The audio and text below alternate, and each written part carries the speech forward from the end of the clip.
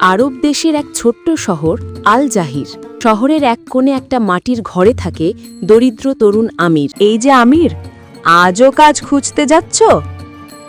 আর কি করব বলো ফাতিমা, না খেলে তো পেট চলে না। সেদিন সকালে শহরের প্রধান বাজার, সবখানেই হইচই।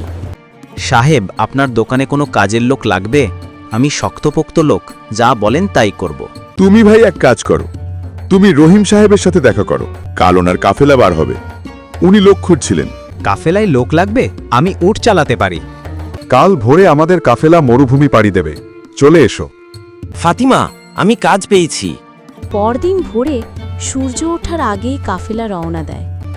আমিরও এক উটের লাগাম ধরে এগোচ্ছে ধীরে ধীরে।